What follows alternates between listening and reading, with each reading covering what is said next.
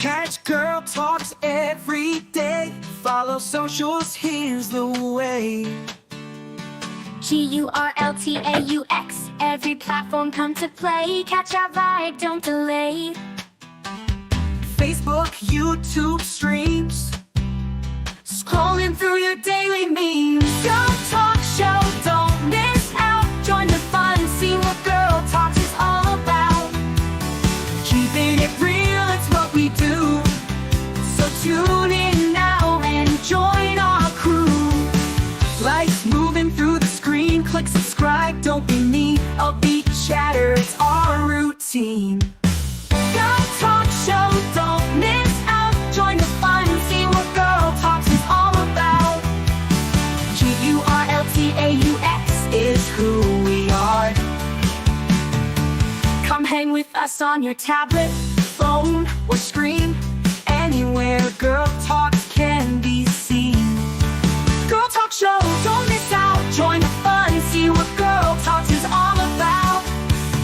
Update stories, laugh and cry. It's GurlTauX, so don't question why. It's the show that you'll adore. Come back daily to get some more. GurlTauX show, don't miss out. Join the fun, see what GurlTauX is all about. GurlTauX is who we are. Come hang with us on your tablet, phone, or screen. Anywhere GurlTauX can be seen. GurlTauX show, don't miss out. Join the fun, see what GurlTauX is all about. GurlTauX, log in now, watch our show. Likes and comments, let them flow. Every day we're on our way. GurlTauX show is here to stay. GurlTauX show, don't miss out. Join the fun, see what GurlTauX is all about.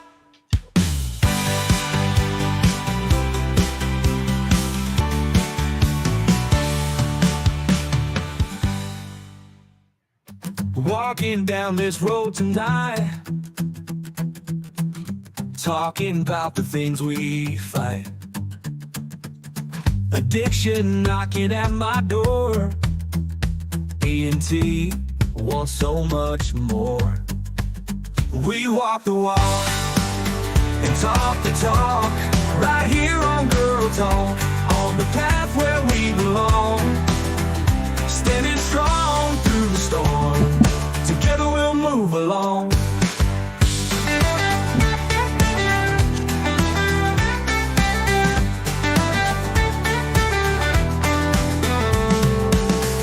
Searching for a brighter day, holding tight along the way. Sobriety's a steep climb, D&T winning every time. Oh yeah, we walk the walk and talk the talk, right here on GurlTauX, on the path where we belong. Standing strong through the storm, D&T bringing all of you along. Oh yeah, we walk the walk and talk the talk, right here on GurlTauX, on the path where we belong. Standing strong through the storm, D&T bringing all of you along. Whoa, yeah. We walk the walk and talk the talk, right here on GurlTauX, on the path where we belong. Standing strong through the storm, D&T bringing all of you along. Whoa, yeah. We walk the walk and talk the talk, right here on GurlTauX, on the path where we belong. Standing strong through the storm, D&T bringing all of you along.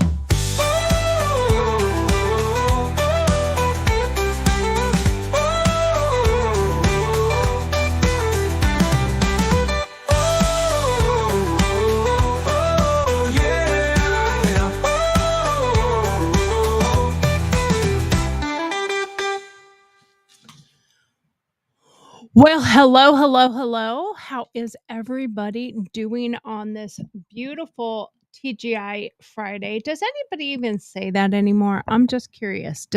Or did they just say, "Oh my God, I'm so glad it's Friday"? Or because I don't really hear the TGI Friday or TGIF much anymore. Do you say it? Do you hear people say it? Because I really don't hear anybody say it anymore. Just curious. If you do, I don't. I don't hear it anymore. So, what is happening for everybody on this beautiful Friday? We are going to finish off my road trip and how all that went along. We are going to talk about the fires today. Hopefully, we have video here shortly, and we're able to actually, share that because we're gonna kinda just play it a little bit in the background, um, uh, just because I think it's a good thing to talk about. Because I did drive through there, and it was, pretty devastating. Um,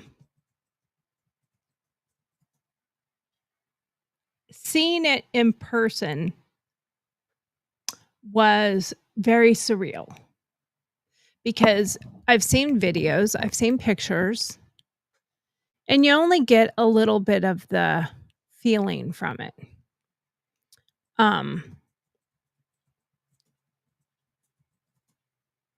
so it's totally different when you're live there in person and you're driving through there. And I was driving through there kind of at dusk into evening time. So I'm not sure how great this video is going to be. I have never watched it. It's like quite a bit of time. I did take a few pictures with my glasses out the window while that video was recording along the drive.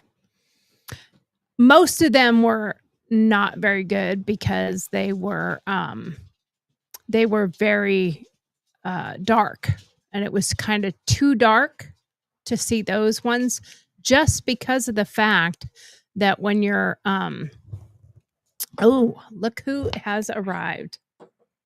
My drink.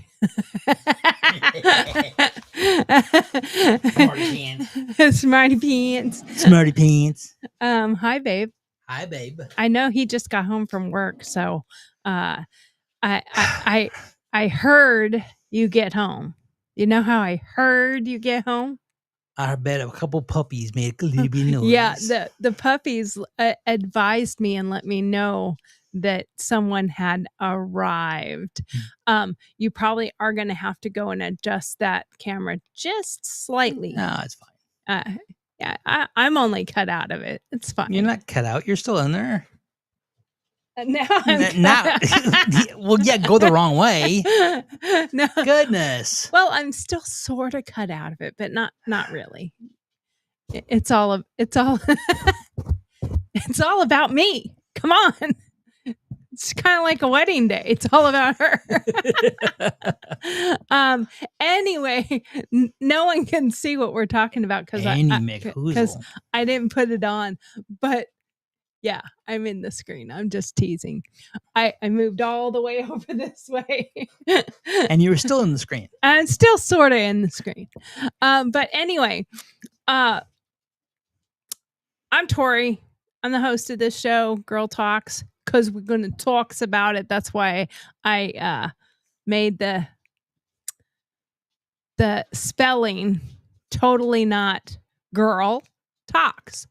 TALKS. I don't even know how to spell that talks anymore. And girl, GIRL. I wanted it to stand out a little bit. Gurl TauX, because we're going to talk about it. TAUX. And I know a lot of people use a WK or WX, but there was also another part of that. I went through and I made a point by checking to see on YouTube, on X, on Twitter.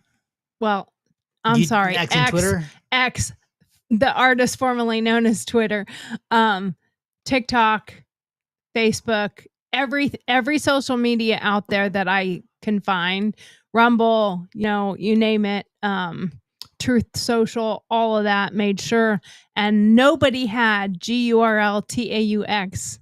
So I adopted that as You got them now. perfect because now I have them all, and the domain for the website as well, and emails and all that. So if you have questions and you want to join our channel or you want to contribute in any way, email me at Tori@GurlTauX.com, TORI at GURL. I was trying to finish Girl Talk all at the same time. TORI at GurlTauX.com. And if you want to send in a question for Dear Margaret, please email that to Dear Marge, DearMarg @GurlTauX.com, GurlTauX. If you want to send anything to Steve, don't. Don't. Because he won't ever answer you. Ooh. Oh, what? I got a question. Okay. You got a question? I got a question. You got a question. What's I got your a question. Where'd you get that hat? I like it. I got this hat on my journey.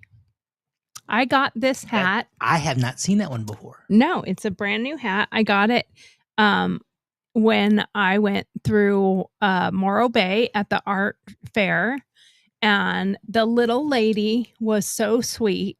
I ended up buying 2 hats from her because she was so sweet.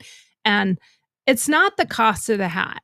I mean, I've bought many hats like this that were $80, $100 bucks just plain. I burn them.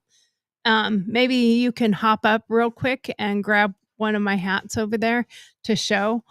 I think I have my artist hat and my black hats there too. But I burn them and put cool designs. That's part of my art.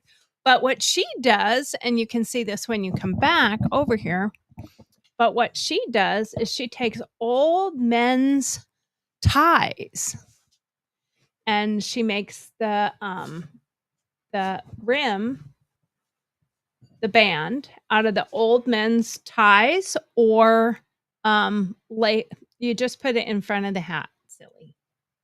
Well, Here, just I'll hand them to. Look. Sorry, hand them to me. There we go. So are you knocking everything down?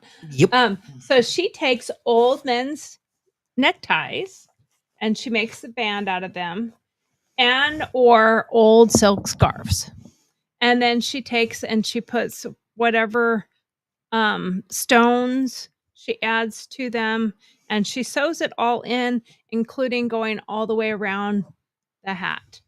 And then she writes you out a little story about what they're from, who the necktie may have came from. Now, she just buys them. She just put that she got them at like the thrift stores or whatever. So you never know. Okay, I'm not Minnie Pearl. Minnie Pearl. I'm not Minnie Pearl. I didn't want to take the tag out because of her writing and what she put on it. So I told her I was going to burn the hat. And she was like, "You're going to burn the hat?" And I was like, "Yeah, I'm going to burn the hat." She'd never heard of that. So I showed her some pictures. So this particular hat, this is one that I've done. And it's just, you burn the top. Now, I liked how this top turned out, and then I rhinestoned all the top. I just took one off in my finger, but I rhinestoned the whole top with the heart. And then on the bottom, it has a saying on it. And it says, "If you don't see the book you want on the shelf, write it." And a little heart thing on the bottom too. And it has a quill pen is actually in the as part of your feather. In the hat band. Yeah. So that's one of them. I'll put that on for 1 second.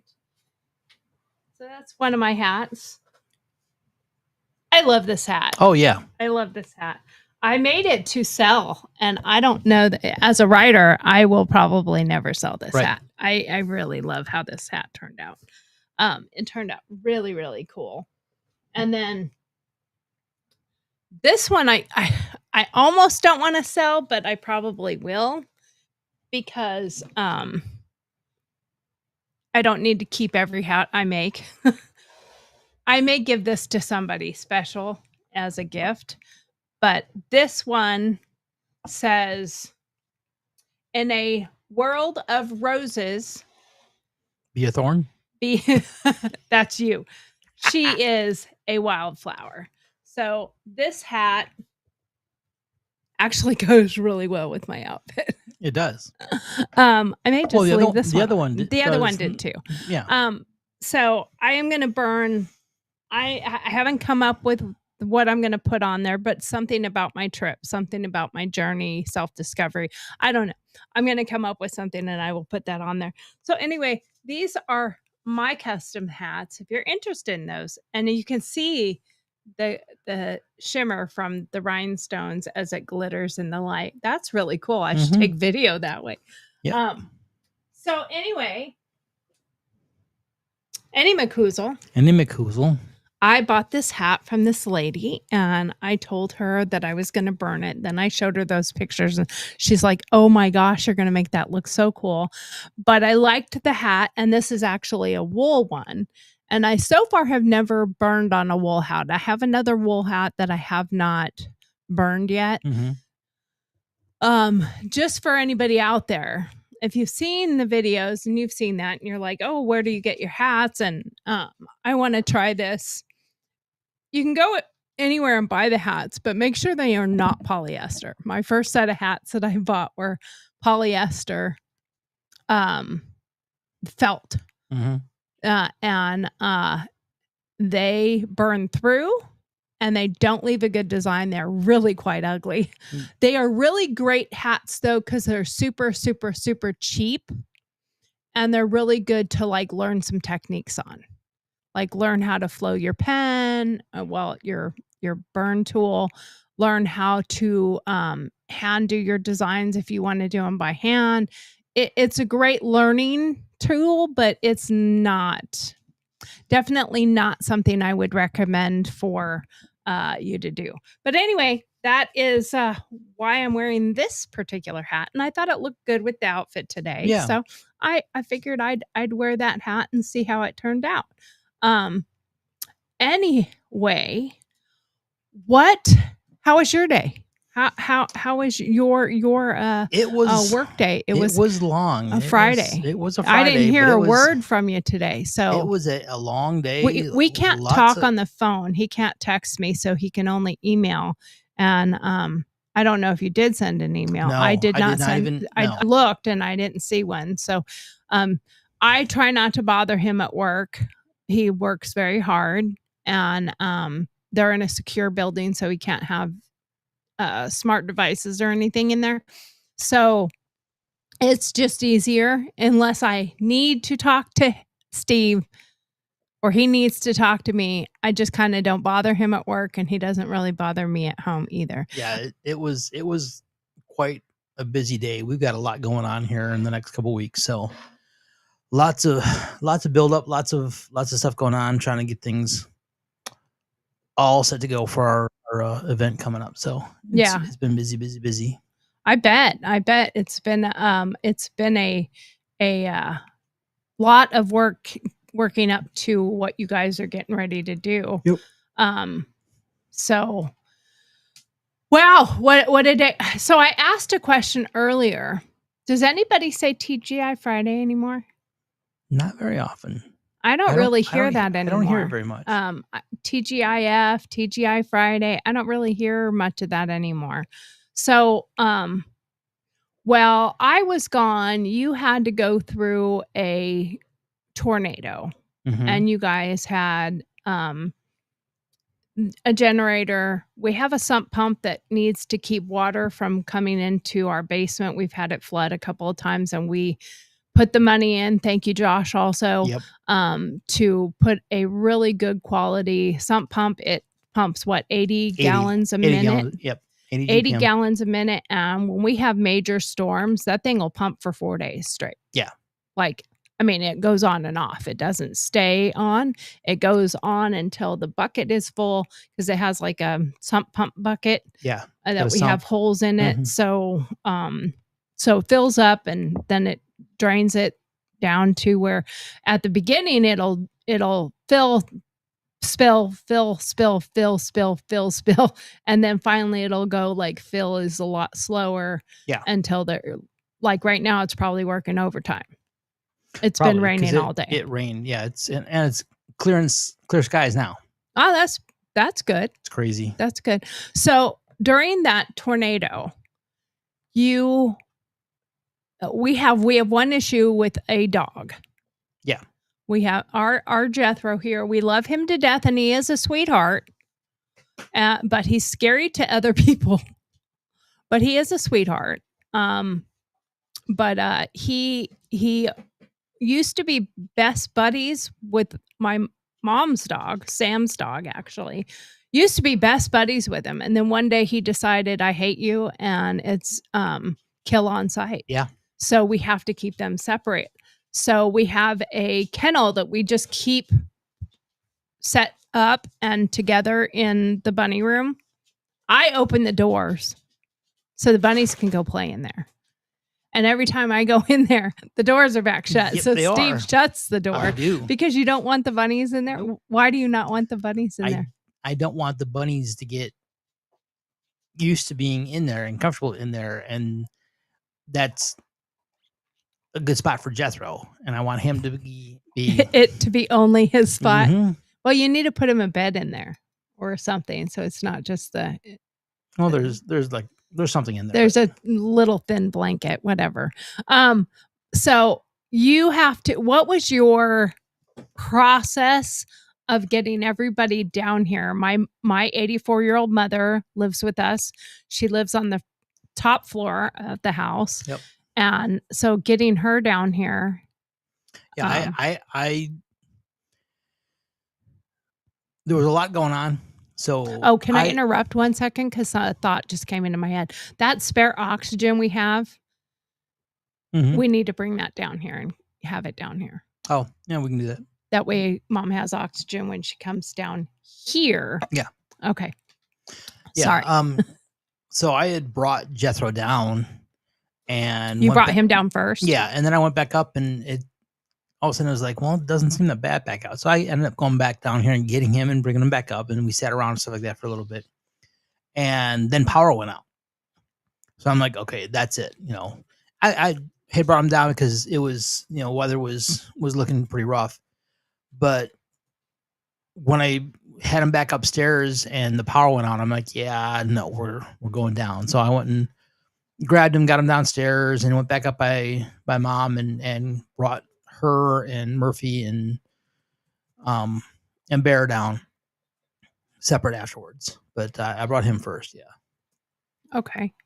And how long did you guys have to stay down here? We were down here for probably a good, probably 45 minutes to an hour at least. And we were down here, and I was checking had the generator going, making sure that the sump pump would keep going and stuff like that. And while we were down here, it's like, okay, what's going on? Because all of a sudden it got quiet. So I went back out there, and the generator had died. So I'm like, okay, that's not good.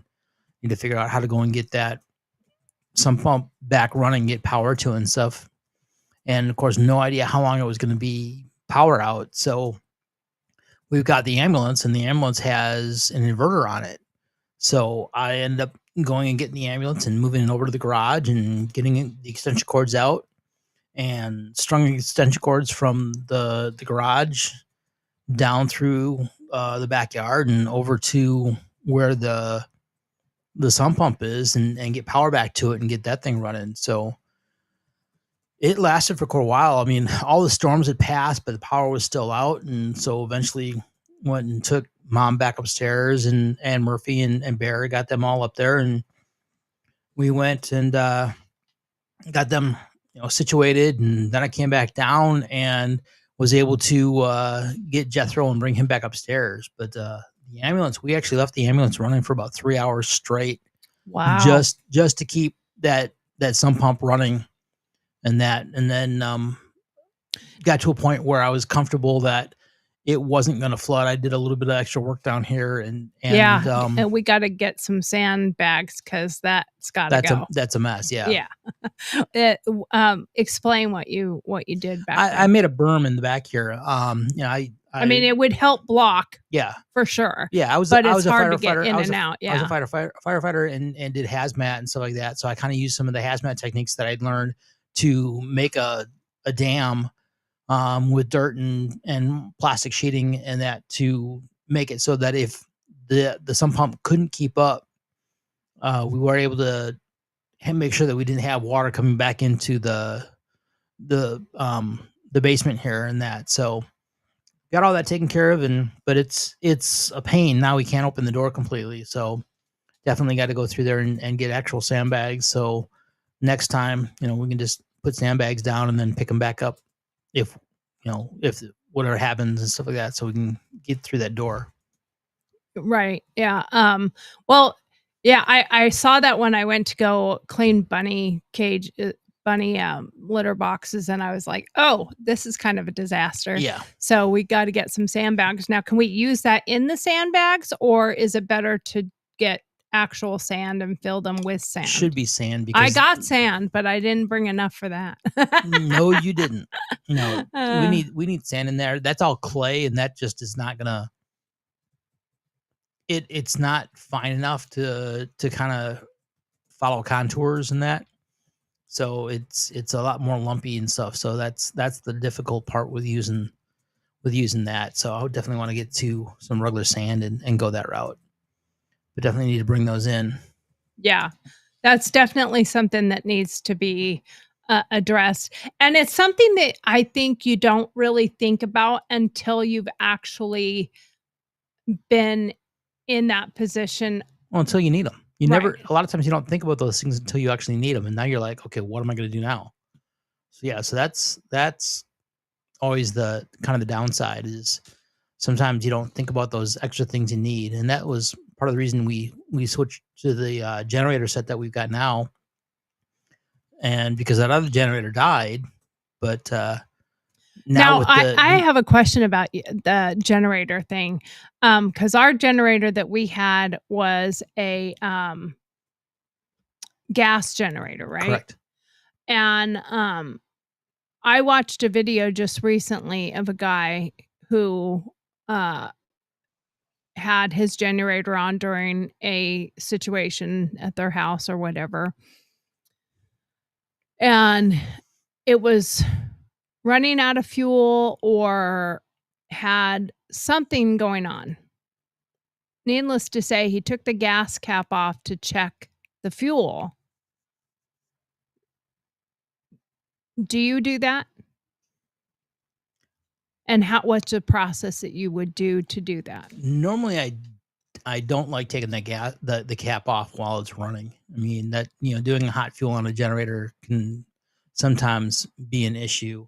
I asked that question because it's a good lesson learned for people, because he did, and it ignited. Yeah, the fumes coming out, depends on what's going on. The fumes coming out, the fumes are what is volatile. Not right. It's not the liquid. The liquid isn't. Fumes. It's the fumes, because and the hot engine, it combusted right in his face. He got severe burns on his body, and there was 2 gas cans behind it. Now, once there's fire, the gas cans can explode. Well, yeah, because they also have fumes inside. You cannot fill up the entire capacity with liquid. It's going to have fumes in it, and then it can cause that combustion to happen. And I messaged on there that, like, hey, I'm so glad you're okay, but it's a great lesson that you're teaching. And that's why he wrote the whole post, was like, hey, when you're using a generator, think about these things. And he had severe burns, and he was lucky because his burns weren't to the bone, because there was somebody there very quickly that grabbed a fire extinguisher and put him out, and they were able to put the fire out, and fire was there to finish up. But he got severe burns. He had his glasses on, so it saved his eyes, Yeah. because it burned around his eyes.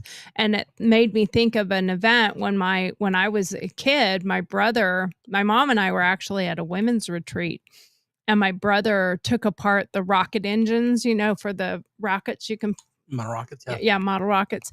And he took the engines apart. He wanted to see how they worked or whatever.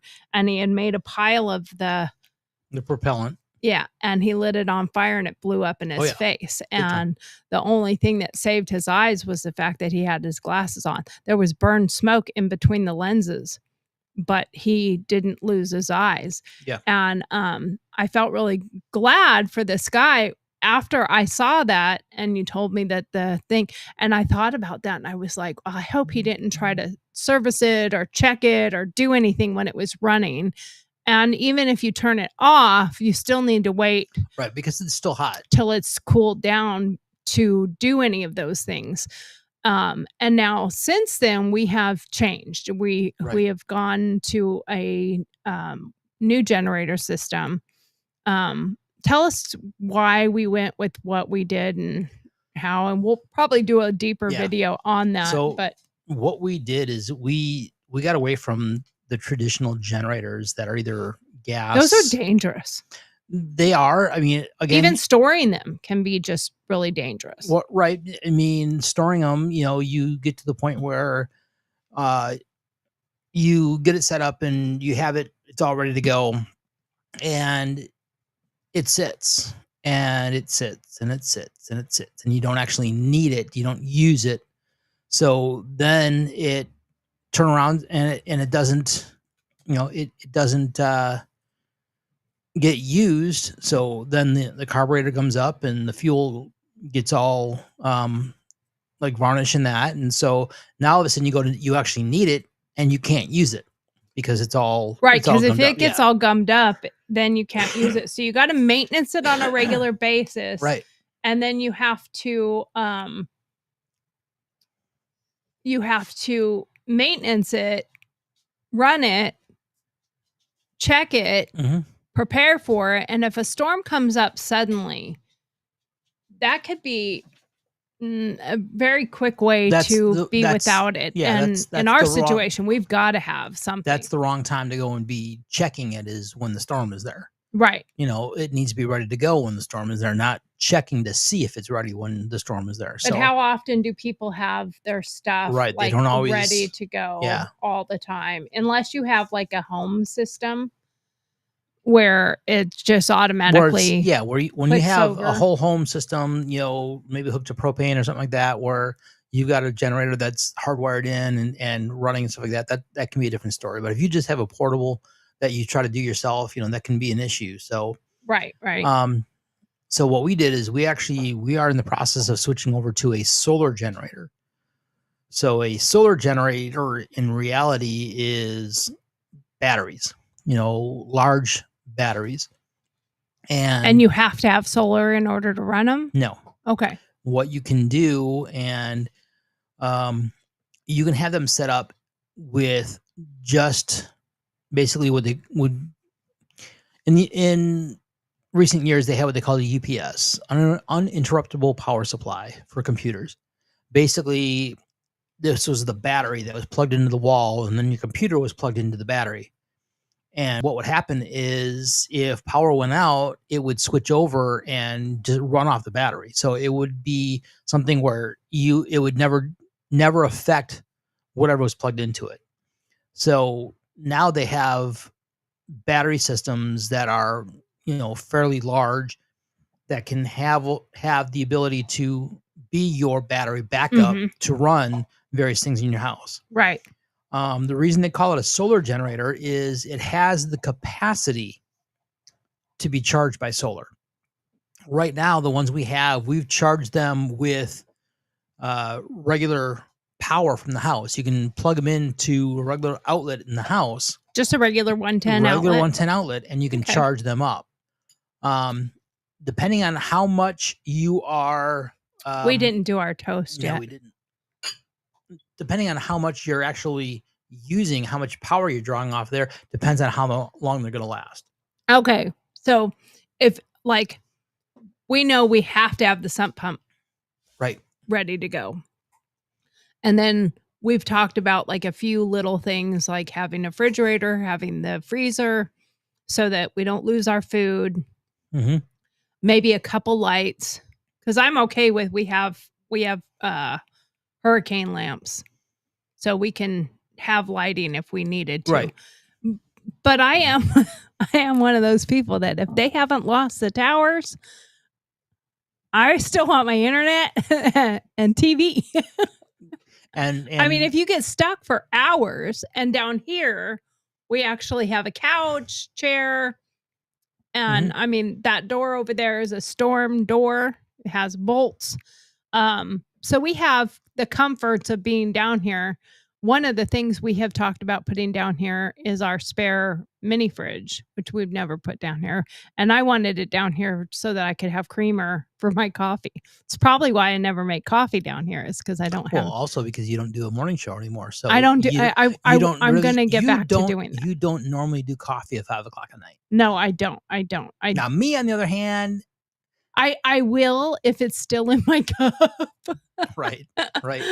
You know, if it's still in my cup, then yeah, I will do that. I am gonna move this over here because it is going. Actually, no, I'm not. I just you have to keep a closer eye on that in case I don't switch us over, Mm-hmm.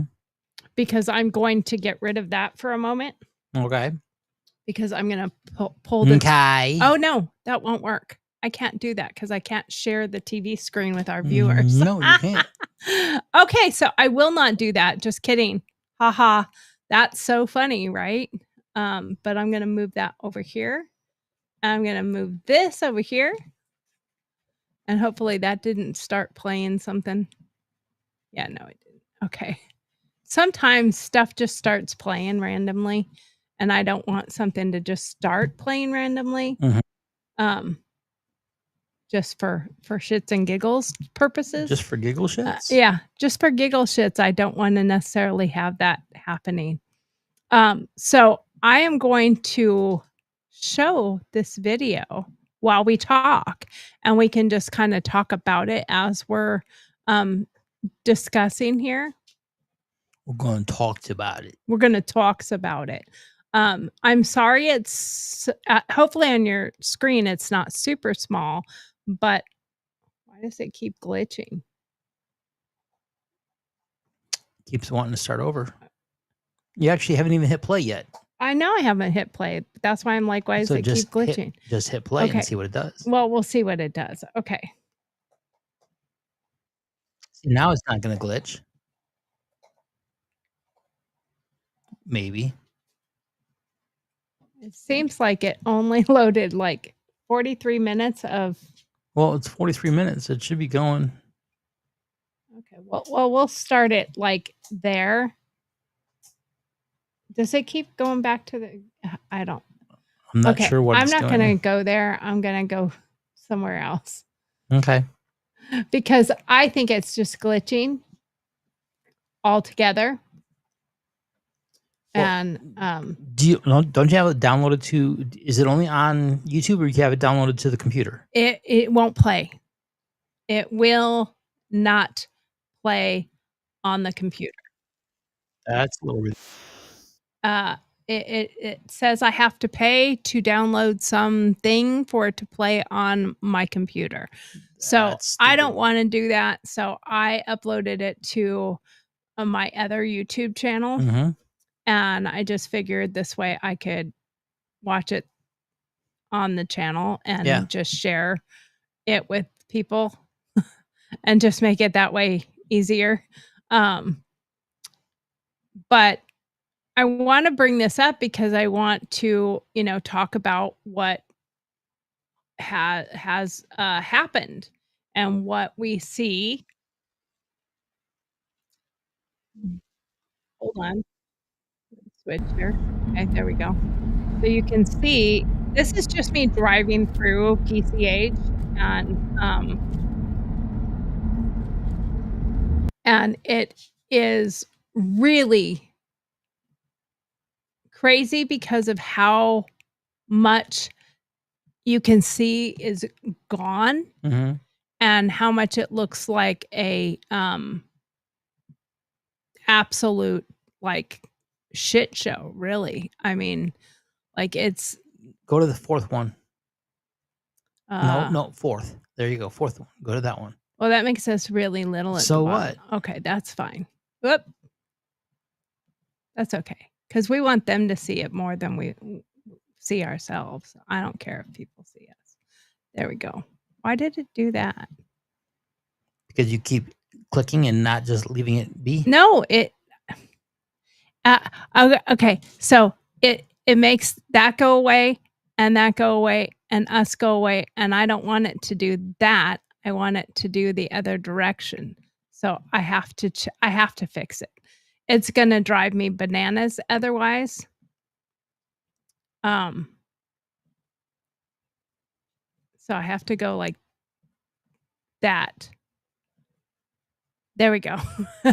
Now don't click on us again. Now I won't. I can now. Now I know how that part works. But what I'm saying is, it was really hard to drive through there and see this without feeling some kind of internal feelings. Are you gonna Yeah. mute that? Yeah, we'll mute that. You don't need to hear it. Because we're gonna talk over it. And if you want me to pause, just say pause. But look at how all that used to be houses. Every single inch of this was houses. And now for miles, this is 43 minutes and some seconds Look at that. Some of them of absolutely just haven't everything even is removed gone. the cars yet. Right. Like the burned car still there. Yeah. There was a couple of them in their garages. So seeing this in person was totally different than hearing about it, seeing videos that I've seen. And this is a bit of time after it was over with. They Yeah, this just is- opened so- this is- section no, of this is many- PCH the many day months. before. This is many months later. So yeah. Yeah, they opened this section of PCH only the day before I was there. So then you see this one house, Can- smell the fire. boom, right there. That's Can you hit the mute on the play there? So that way I'm not hearing it either. Because I just want to hear you. No, Oh, not oh, that. You're still hearing it. That one. That one. Okay. Yeah, now play it. So that way I'm not hearing that either. That way it doesn't. Okay. That makes sense. Yeah. But you can see Yeah, but one house all of a sudden in the middle of the boom, rest there's is still a abs- couple you know, houses that that were made fine. it. And when I got to that point, I thought I was out of it. And then you're like, gone, gone, gone, gone, house, Mhm. house. And you can see some of the fire around it, but it's like all there, gone. But a portion of it might be gone. A portion of it might be burned up. But seeing this, and you're only seeing one side of the road because I had my phone directly pointed that way, and all of these ones are now gone. Now, if I did stop in a couple of these areas and look down, and you could see the pylons or something that showed there was something there, because it almost looks like, well, there wasn't anything there Right. anyway. It was just a view from the side of the road to see down into the ocean. But no, there's pylons and there were houses there. So every single one of these, there used to be houses Mhm. there, and they're just gone. Yeah. 100%. And you can see some of the lines are burned and fried and melted and whatnot. This was a 25-mile-an-hour zone, and on the opposite side are the entrances to go into the Palisades. And every single one of those streets had police officer cars, 2 or 3, and officers there blocking it. You had to either have a permit or you had to have proof that you're a resident, and you had to have some kind of proof that shows that you are allowed back up there, like your house is safe enough to go up there. Now, this one section right here, if you saw just a little bit ago, it looks like it's like I'm just on repeat. Mhm. Like it's just doing an oops, started over. And it's not. It's just continued. And the other side was now I did take some pictures and some video with my glasses to the left so you could see the other side, but it was getting dark enough. These glasses do great when there's light.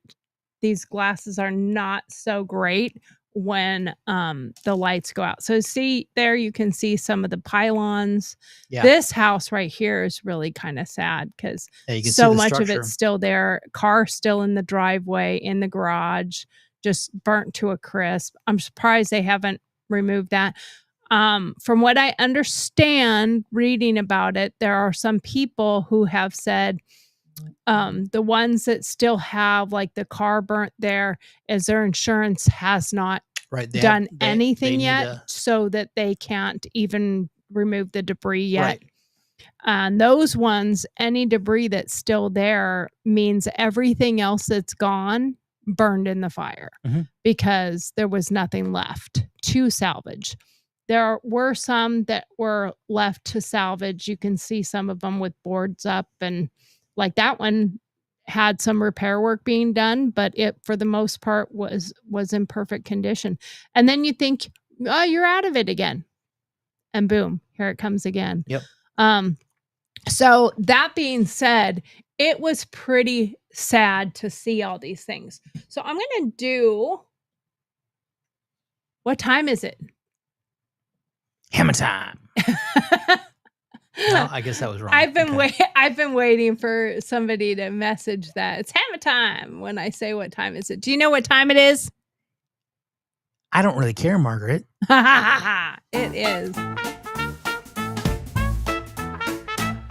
Dear Margaret's here, Yeah. let's dive right We're gonna in. leave the Bring your background questions, let's just so begin. you can see Life's the video a real as we're maze. doing We'll our help show, you and I with your can just coping, describe everything. dealing with Except life for in this part right rat here. I race. am gonna Honest describe this in a thoughts, little no bit. There was sugarcoating. so many vehicles here that were staged Tell us your tales, To, your woes, um, your gripes. to play cleanup, and there were parking lots like this one that were just full and full of RVs. People probably living in them while they're trying to get something done on their homes.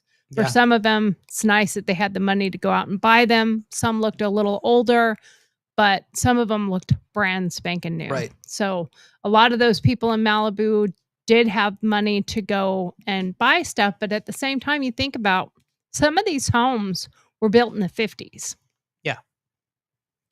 And have the same residents that Yeah. bought them in the 50s for probably $60,000, $80,000, $100,000, Right. which was a lot of money back in Back the then, 50s yeah. and 60s. That was, some of these were really fancy homes back in the 40s and 50s, and that's when they first started building that area. It was in the late 40s and early 50s, and paying $100,000, $200,000 for a house back then, that's a $10 million house today. Mhm. So some of those people, including, so on one hillside where there was a fire, James Woods lives there. And the house below James Woods was a 95, 91 something year old man that lives there, that James Woods knows lives there and has dementia. And he asked fire to check, and he called the guy's son because he actually has the guy's son's phone number. He called him and he said, "Are you home?" And he said, "No, I'm not." And he said, "Did your dad's in the hospital, right? He had a procedure. He's in the hospital." He goes, "No, Dad's home." Right. And James Woods went and got fire and people, and they went and checked, and he was in the house, and they evacuated his caregiver and then left him there. And James Woods was like, "What?" And they came back. They got medical team to come and actually evacuate him, but he has dementia. So he didn't know. Yeah, of course, Right. he's probably not going to know where he is or how to get a hold of anybody. It's not like he wears a sign around his neck with his son's phone number or whatever. But it was really, in my opinion, extremely kind, thoughtful, and caring that while in the midst of these fires lapping at James Woods's house and that area, that he was concerned about his neighbor and getting him to safety before he was concerned about himself. Right. Yep. Now, from what I understand, James Woods, I think, lost his Yeah, house. he did. And within an hour of finding out that this gentleman had been taken out, his house was fully involved. Yeah. So it's really something to think about how people react in a time of crisis and how they can help each other and help their neighbors. So we will continue with that as we now play the rest of Dear Margaret. Golden. Tell us your tales, your woes, your gripes. No fluff, no bows, just real life types. Sign it clever, let your pen take flight. We'll serve the truth, sharp and bright. Send us a query, take a lead. No hidden rules, no secrets to keep. Anonymous wisdom that cuts so deep. Dear Margaret's advice you'll want to reap. But in the end, let's admit we all really don't care, Margaret.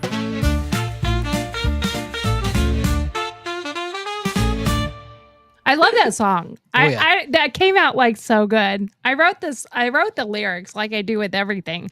And then I put it to music. Oh my God, I had to have done that rendition like 60 times till I found that rendition. You do the rendition 60 times every time. Pretty much. You are correct about Until that. you find the right the right one. sound. And the thing is, you find the right one, then you make another 20 Because I want to and then come back to the I want to perfect it. Yes. Yeah.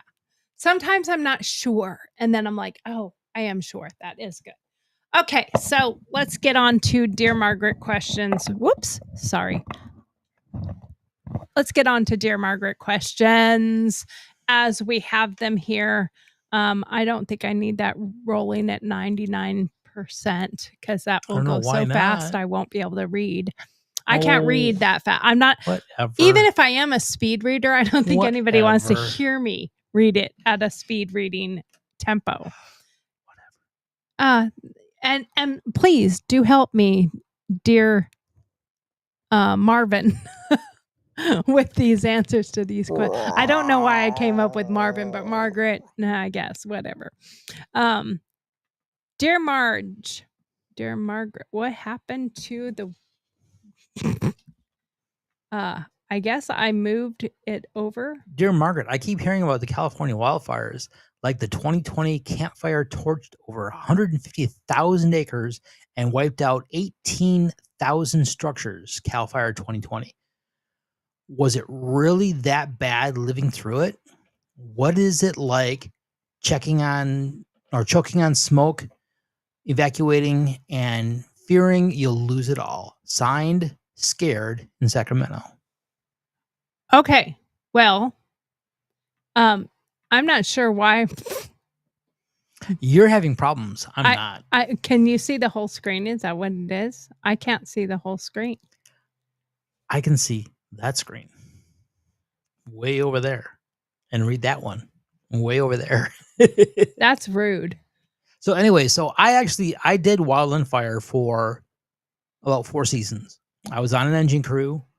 I went down to Tucson, Arizona for an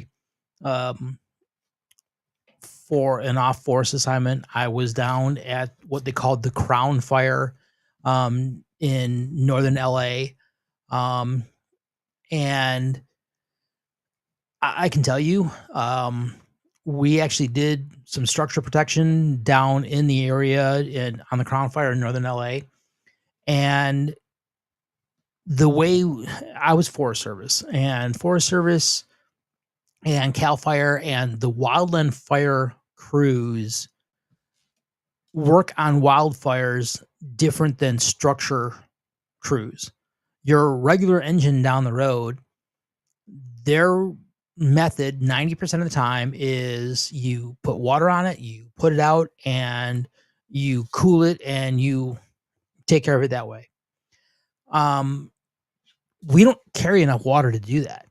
Wildfires are generally so large, you don't have enough water to do that. Right. You'll use water more to help direct and change a direction of spread or something like that, but you're not going to use water to put it out. That does not There's work. not enough water unless it starts pouring down torrential downpours. And then a lot of times and doesn't stop. And but that, the fire right. is so hot it can actually cause it's going to evaporate. The and evaporation. It's not always going to do the job. So no, you have to have more like tsunami type. Yeah, it's got to be torrential downpours to actually put out. And the fire. problem is the winds that are often associated with the fires and the thunderstorms. Those winds will actually whip things up even worse. Right. So you have issues with that. So we were out there and we actually put more fire on the ground, and people kind of look at us like, "What the heck are you doing?" Back burning, right? Right. And I remember us being at a residential neighborhood, and the fire was approaching, and we knew it was approaching, and we had 2 houses, and between them there was a large meadow area, and there was a hillside. So what we knew was the fire was going to come down that hill and roll down into that meadow area and be right there where those houses are. Well, we weren't going to allow that to happen. We weren't going to allow it to control it. We were going to control it. How do you deal with the smoke? You try to stay as much as you can downwind. Do you so wear that way apparatuses the entire time? Nope. Yeah. Nope. You don't wear any apparatus. Now there's a the lot fire, of questions I'm going to ask that I know the answers to, but I'm asking because sometimes Steve doesn't know that we don't know, or right. that somebody watching might not know. So I'm going to ask questions to help with the answers people might have, because some people might automatically think, well, firefighters just wear. Yeah, wildland fire, no. Wildland fire, you generally do not wear apparatus. Because you're not going into an enclosed building. Right. You're out in areas, so you try to sit there and find and work on the downwind side, so that way the fire and the smoke is being blown away from you. And that way you got fresh air to go and stay with. Well, and you're not fight. The thing is, a lot of people don't understand when you're fighting fires, you're not fighting the fires in the fire. Like you guys, except for some of the catches and stuff like that, but you guys don't go directly into the center of the fire. You're not fighting the fire from the center out. You're not fighting the fire where the fire is burning. 1 foot in the black, 1 foot in the green. Right. You're always trying to help it burn itself out.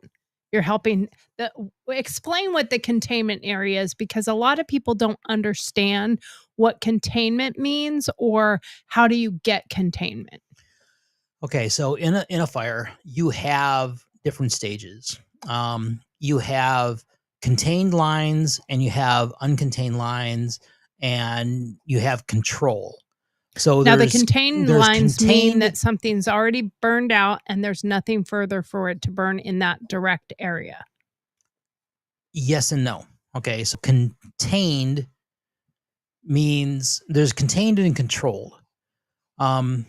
Contained means that you have, like you're saying, you have a definite difference between what they call the black and the green. So the black is what's been burned. Right, and it can't burn again. The green is what has not been burned. Right. So the green can always burn. Right.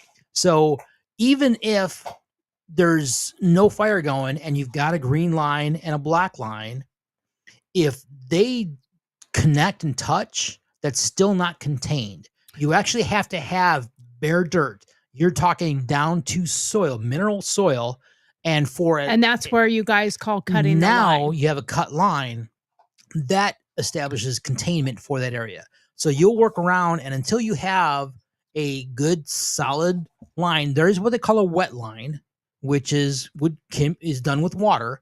Right. is a wet line. However, you always go back on a wet line and you get an Actual dirt line put in place to go and contain it. And sometimes those lines that have been made are, they can only be so wide sometimes.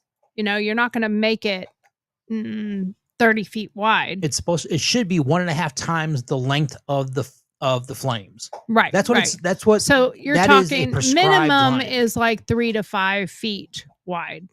You also have what they call the cut and the scrape. Right. So the cut is basically from ground level all the way up a certain width. So Right. you could sit there and say 5 foot cut, 3 foot scrape, Now, or something like that. So basically it's 5 foot cut all the way up, and then the scrape in the ground be 3 foot wide. So now if you have access to the heavy equipment, you're a heavy equipment operator for Team Rubicon, which is a national disaster relief organization. We'll talk about that a little bit more here in a moment. But if you have the ability to have heavy equipment there, like a grader or something like that, then they would grate that section as wide as the bucket. as wide basically. yeah. So they're not gonna not use that if they have that. But people don't realize that sometimes, especially like in this situation, you're on a mountainside, you're on a hillside, and you can't get those in there. the dozer's not going to go there. So you have to have hand crews. You have Those are all done with shovels. It's all done by hand by crews, and you have different level of skill and ability, and different level of how to explain it. You have type 2 crews, you have type 1 crews. Type 1 crews are what they call the hotshot crews. The hotshot crews go into the dangerous. They go into the worst. Those would be the ones who are dropping into the worst part, the worst of the part. worst. And then you have the smoke jumpers. Mhm. So you'll have a type 1 crew that's a hand crew. My mom would have been on one of those crews. Not jumping. She'd have been the pilot flying them in. She would have loved absolutely. She fought forest fires from an airplane back in the 60s. Yeah, so she was a spotter, and she was a lead plane to sit there and bring, because the big planes, they come in and go and in and go and in and go. So a lead plane will actually come in because they know more of where they need to be. they're directing the terrain. Yeah. So they're able to go in, and basically they go in, they fly a pattern, and they come back out. The actual drop planes, they see that and they follow, and they mimic the same exact flight plan, and that allows them to know where they should be going and where's safe to go. And also explain to people, like, when you see the airplanes coming in and flying into these fires, people think that they're just coming with buckets of water. Like they went and sometimes they do, but when the buckets of water are being dropped, they're being dropped in the green zones. And that's generally helicopters that'll do your water, and they're pulling them from pools or whatever water source they can. Whatever they have that can. Generally, they have what they call a Bambi bucket, and a lot of them are 500 gallons. But the rest of it that people see, and the reason why it's red, especially after the fire, is because it's a retardant. Right. Phos-Chek is what it was commercially known as for a long time, but it's a retardant. And again, it is designed to slow a fire and redirect a fire to make it so that way it will not continue to burn through that area. Right, because it is really hard to burn. Yep, so they will put it in areas to try to direct.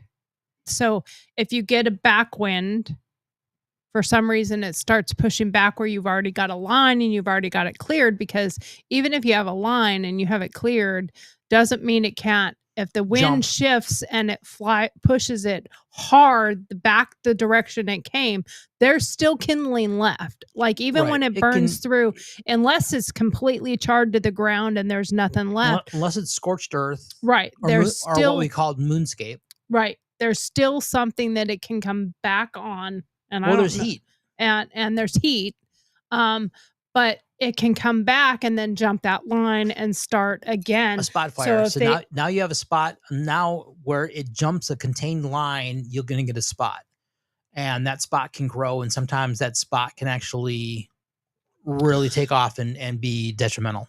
I just watched a video the other day of a I don't know if they were the lawn crew or the homeowners themselves, but they were doing yard maintenance at their house, and it's so dry, and this was California where they're not allowed to water their lawns, so God forbid. So they were mowing this burnt grass from it being dead and dry from the heat. And she was mowing, and he had a weed eater, and he was off in the distance, and he saw it before she did, and it started a grass fire in their yard. And somebody was commenting on the video as it was going, and you saw how quickly it like started moving.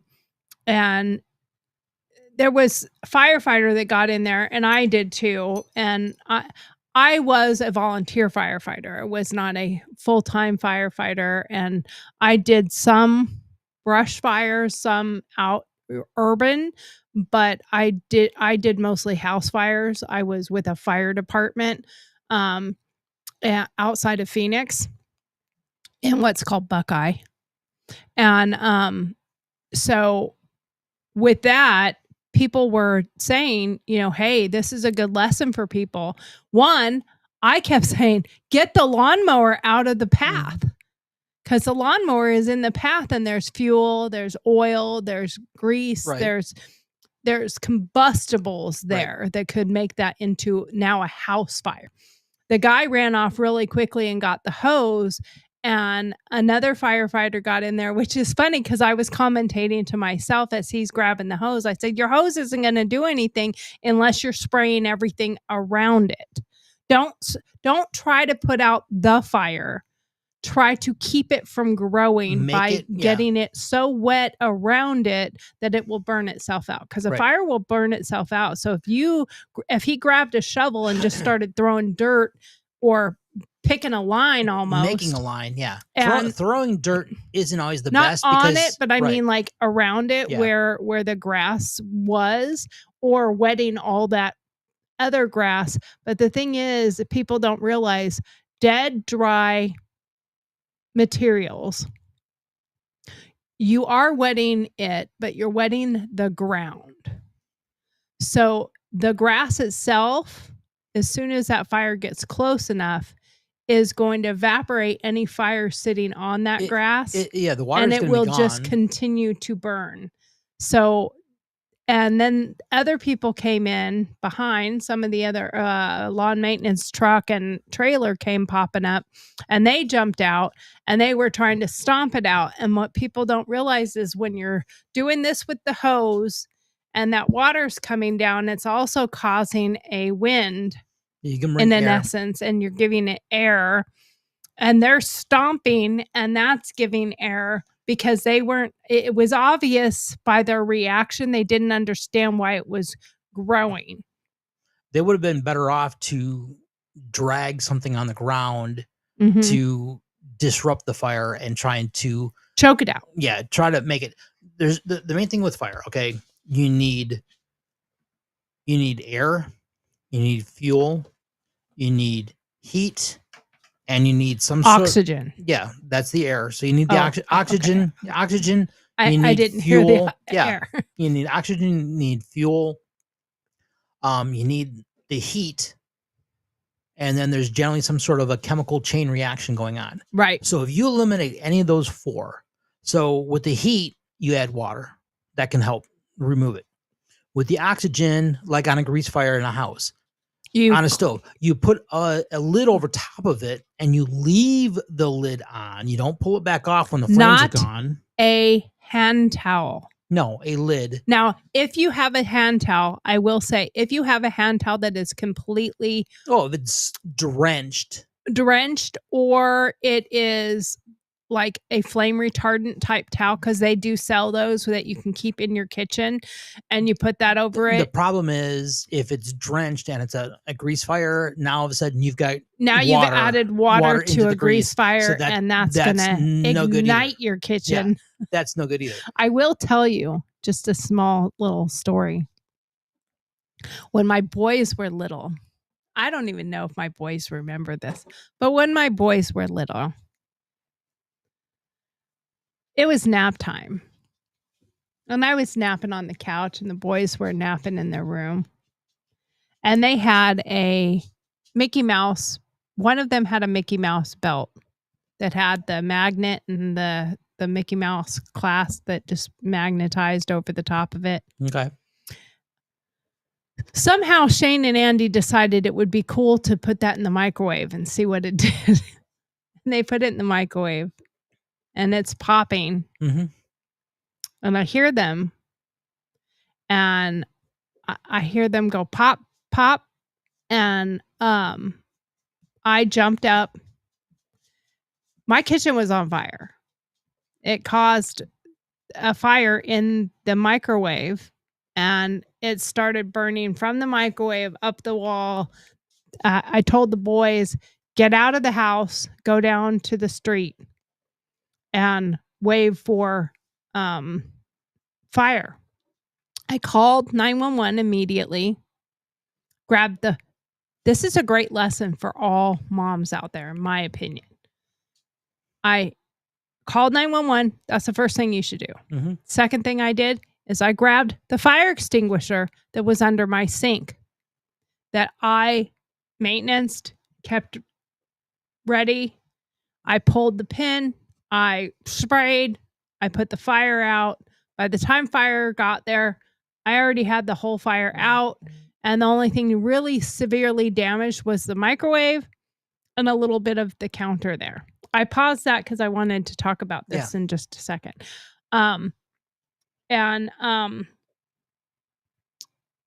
It happens so fast that sometimes you don't even realize how quickly it can get out of control. And having certain things at your disposal, like a fire extinguisher that is charged full, you can take them down to any fire department and they will check them for you. Don't play with them because you'll lose your retardant. That's what's in it, is a type of retardant. And most fire extinguishers are made to work on a kitchen fire, a grease fire. They're not for every type of fire. It's not necessarily for a chemical fire, blah, blah, blah. But if you're having a chemical fire in your house, you're a meth cooker, You got a problem. you got a bigger problem. So kind of back a little bit with what I was covering. You have, like I said, the 4 pieces there. So you've got. Sorry, I didn't mean to. You've got. You can remove the oxygen by smothering a fire. You can remove the heat by adding water or something to cool it off. You can remove the fuel, and it's generally what they do for wildland fires is you're removing the fuel. Right, you're not going to put a tarp over the you're not going to get enough water. You're not going to get enough water to go and remove the heat. You're not going to get enough ability to smother it to remove the oxygen. So you have to remove the fuel. Oh, you don't have a million acre you tarp? can't. Yeah, you can't. Do those things to do it. So it's removing the fuel. And tried putting that tarp over the top of a tree. Yeah. Yeah. You're still going to have a lot of oxygen underneath there. So you have those abilities. And then the other one is that chemical chain reaction type thing. And that's kind of a specialty thing that I did with aircraft firefighting, where we had something called. Right, because you deal with jet fuel and you deal with the oils and greases and all those things that are on a jet engine. So we had different extinguishers for different things. Halon was something that you could now use. Are they all because I don't know anything about aircraft rescue type stuff, so are those all like color marked or canister marked?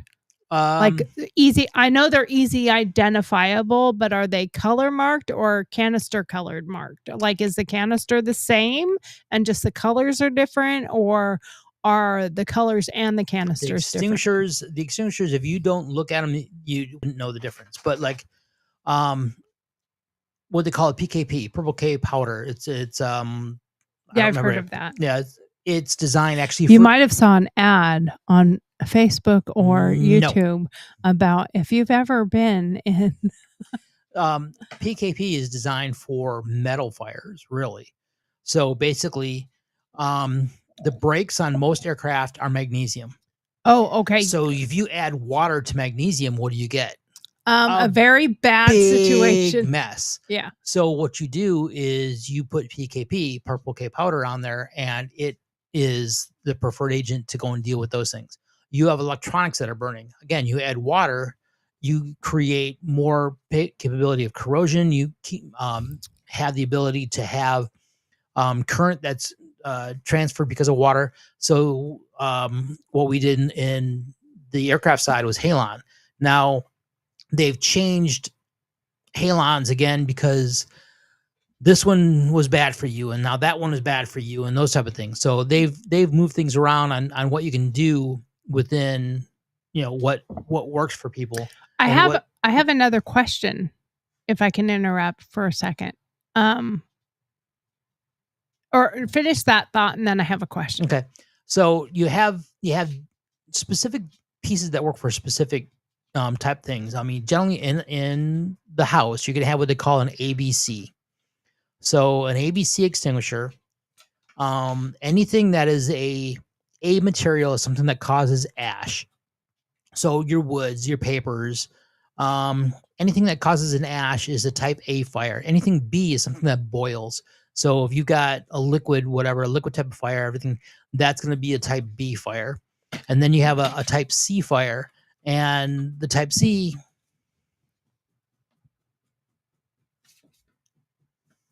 a type C fire is something that's got current. So electrical fire of some kind, everything else. So generally, extinguishers that are within your house are generally going to be an ABC extinguisher to cover and those type of generally things. they say ABC right on They it. say ABC right on it. Yeah. So my other question was regarding these forest fires and the fires coming down in Malibu and the Palisades. There's a lot of questions that came out when I was reading and watching a lot of them. Now, I know the answer that I have.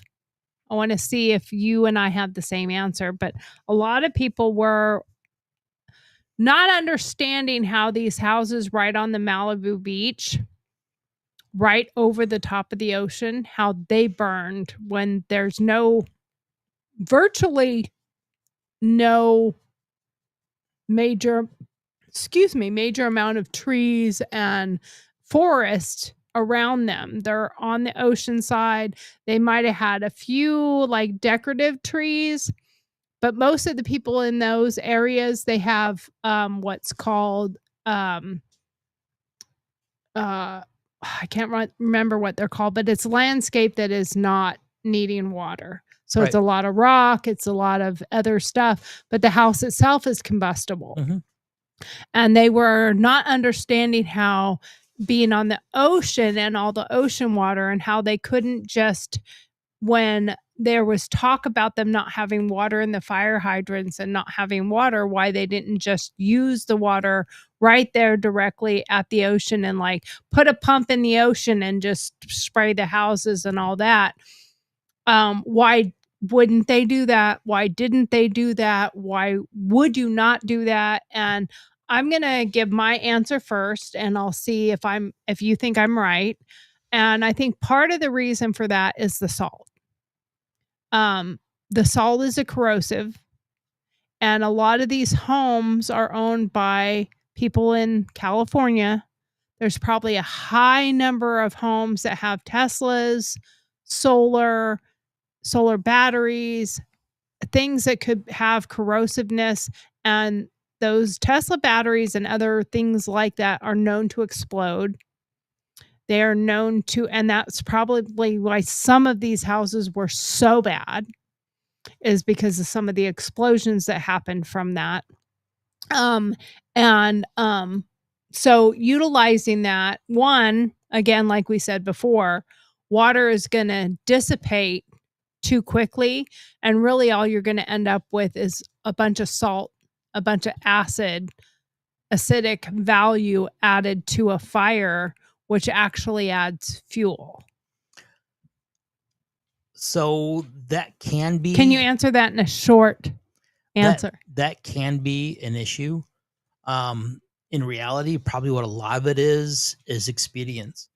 The amount of time it would take if you're looking at some of these pictures, to get down that cliffside, down to the water, And having to a get- pump that could to even get pull that a out. pump down there to get it set up, to get it pushing water back to where you need it, that takes a bit. Like if you've ever seen the pumps that you have to have, and you've ever seen them coming and collecting water from, i.e., a pool or something like that, you've never seen them go to somebody's house who has a pool and then put a pump and a hose line. They come with a bucket. If you have we have a big enough area that they could drop down with a helicopter and scoop up our pool water. And by the way, they have full rights to do it without your permission. If they see that there's a pool, they see there's water, they can scoop down with a bucket, and it's like grapple hands. Yeah, well, the bucket collapses. So what they do is the bottom, It basically like folds itself up. yeah, it comes soft. comes together, and it goes down. You put it down in. It sinks into the pool, and then when they pull it back up, the fills sides, everything. Go back up, and you've got the water. Now they do have ones, and these are old school ones that were like the grappling hands, where they came into the water. They don't have many of those left They anymore scoop to it do up. that stuff. Yeah, Yeah, most of those are gone because they're more the cloth, because when they fly with them after they drop it, it's easier to fly with those because they just float around with it. So that was a very long answer to question number 1, but we're going to get to question number 2. We don't have much time, so we're going to try to do our best here. So, dear Margaret, I'm moving to Oklahoma where tornadoes hit like clockwork over 60 years, according to NOAA 2023. That's like living through, or what's it like living through one? How do you prep for something wild and what's the aftermath like? Signed, Twister Newbie. Well, I'm gonna nail or attempt to nail that one first, and that is we're newbies to tornadoes. You are, yes. We are newbies to tornadoes. We as a combined unit in this house, we are new to tornadoes. You grew up in the Midwest, but you left when you were 18 and you never went back. Right. So in all reality, how many tornadoes did you blast through growing up? A couple. A couple. Not very many. I feel like we've had more tornadoes here than we had the entire time I was growing up. Yes. Okay. So we are newbies to tornadoes and having them on a frequency. Do you see this? Whatever. Loser, loner, wish you were me. So that being said, the first couple major ones that we got, I mean, we immediately, like as soon as the alarm went off. Yes, you did. No, you did yes, too. you The did. first one you were down here right away.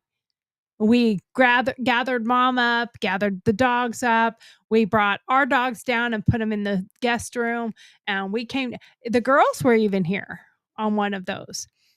After that, at least for myself, Steve doesn't even get out of bed. I go in and pop a beer and sit out on the porch and watch. And I make sure I have my glasses so that I can take video or a picture of it. And if it gets really bad, then I go say, hey, Steve, I think we need to get up. Right. But we don't panic like we did the first 1 or 2 times. Right. I think panic is the worst part of it. If you panic, and I have to say, I know this is going to sound really cliche and really lame to some people. When it's your time, boo-boo, it's your time. Right. So whether you're having a beer out on the porch and the twister takes you, I mean, I don't think you should just go sit out on the porch with a beer and watch it and then see the tornado like, oh shit, there's a tornado, and walk towards it. Right. I think you should run away and say, hey, oh crap, there's an actual tornado hitting. Right. But I think the biggest thing is don't cause undue fear. That's what I think the biggest thing is Mhm. don't cause undue fear Right. and don't live in that absolute fear state, because that can make yourself, but it can also make your animals extremely, extremely volatile Mhm. because they are sensing what you're Yeah. putting out. And I think if you're more calm, they're also more calm. That's Right. just my 2 cents Right. worth. What is yours? Yeah. It's a matter of the one thing with tornadoes, most of the time you can see them from a distance. So you can kind of gauge. You at least might have enough time Right. to zip down the There's stairs unless a it chance literally lands on your drops house. unless it literally drops right on top of you. You'd normally have a little bit, not a lot, You might only have 30 seconds a minute but or something. but there's a good chance you can see it. So yeah. that's the one thing is don't panic and but pay attention to what's going on. Right. Having Ryan Hall y'all on, knowing and being prepared when it's showing, okay, it's right in this area, be a little more ready. Yeah. Be a little more cautious in that case. Getting Be my alert. mom, be alert. The world Because needs more everybody alerts. needs more alerts. The world needs more alerts. But like having my mom already down here, having If a you have plan if you in have place. family members that are Elderly, going to take longer difficulty to and get to mobility. shelter, you need to get them to shelter early. Yeah, if they Yes. can't run, Right. it's Yep. probably a better idea to plan ahead. Right. All right, next one here is, Dear Margaret, have you ever been caught in a wildfire or tornado yourself? They say 2024 California fires displaced 10,000 folks. What's the emotional toll of surviving or rebuilding after these disasters? Signed, Curious in California. Okay, so we've been here ready for one. They've landed nearby. My childhood home has burnt down in a wildfire. My dad was in the Angora fire. And that's when my house burned down when I was a kid. When my childhood home burned down, when I was a grown ass adult, my dad was in this fire. He had his house was on the meadow of Mount Talek. And that entire meadow burned to a singe. All the trees around him burned. I will have to say, if there was a one of those plastic hands that I could pat myself on the back with, I would. We had an entire crew at my dad's house. They had the media there. They had news crews. They had fire. They had police. They had all sorts of wildland fire crews. And they put like 3 or 4 fire trucks on my dad's house. Why, might they ask? Because he had lots of racing fuel. He had jet fuel in his garage, among all sorts of other tools and equipment that could easily combust.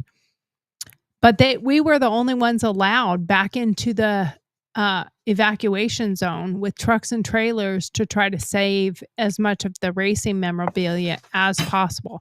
We had firefighters working in the backyard and in the meadow behind the house and all these trucks. And as they were loading stuff, I climbed onto the roof, and my dad had one of those, those circular sprinklers that just, has like 3 little things and just flop, flop, flop, flop. And I grabbed that last second. And it's probably from the fact that I was with the fire department prior to this. I wasn't in the fire department anymore. I didn't volunteer anymore, but I knew enough to know, like, we need to keep it wet. Super, super wet. So I grabbed the hose and this sprinkler and I crawled up on the roof and I turned it on full blast and I let it just run. When we came back and we were allowed to come back into the fire, there were embers that were charred and soaking wet. Mm-hmm. The whole roof was still drenched. There was water just pouring off the house. But there were embers that were like this big on the roof. and sections that were kind of like burned in a little bit because when it hit it, It was still hot. I'm sure it sizzled. So that was scary, the thought of my dad losing his house, driving back through the Angora fire area and seeing that my childhood home was burnt down. Now, I didn't live there anymore. Funny side note of that, my dad went up there to look at the house because we knew it had burnt down and it was like, a memory thing. And my dad went up there and two of his friends that he had worked with or known, my dad owned a machine shop up in Tahoe for over 50 years. So everybody knew my dad.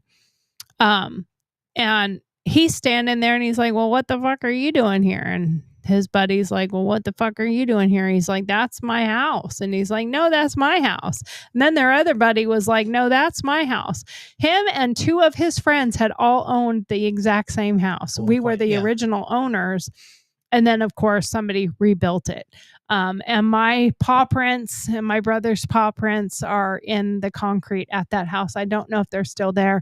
Everything was gone when I drove by there, except for our boulders and a little bit of the fence and our fireplace. Yep. And so even not living there anymore, but seeing it, it does have an emotional aspect to it.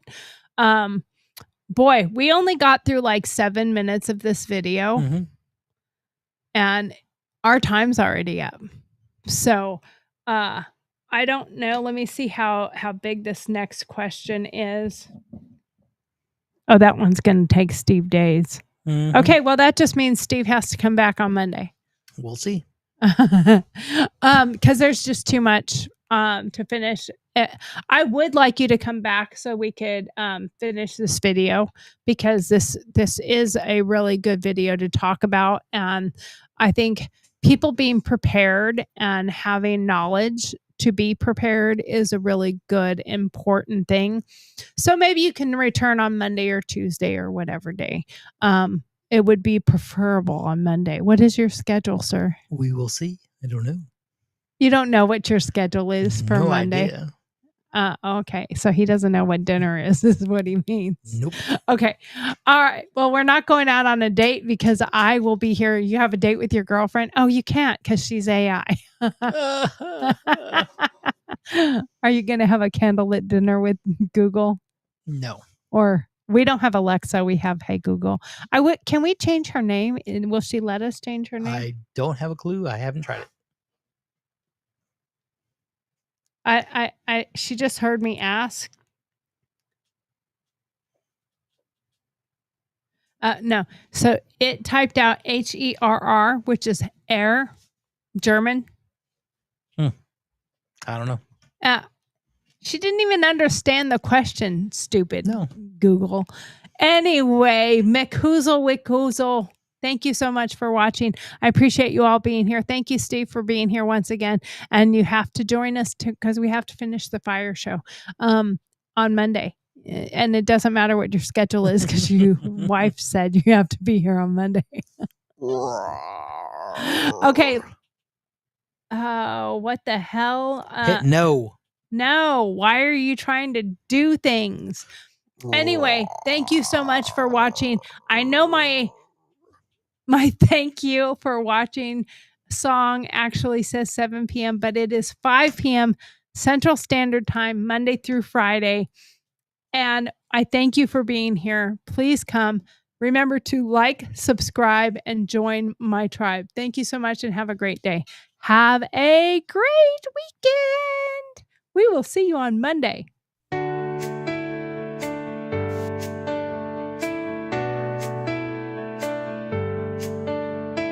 Thank you for watching GurlTauX live broadcast, which airs weekdays at 7 p.m. Central Standard Time.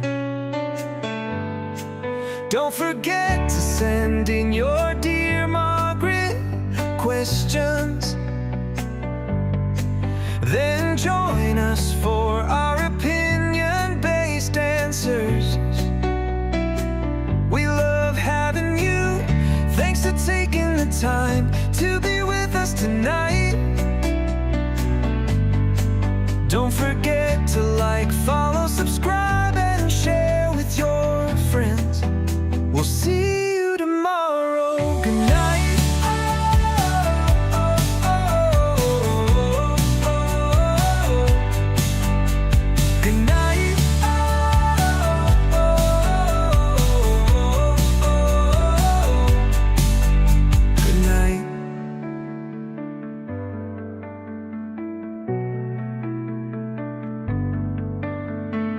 Thank you and good night. Don't forget, Monday through Friday, 5 to 6:30 p.m. Central Standard Time. Have a great weekend, people. Thank you.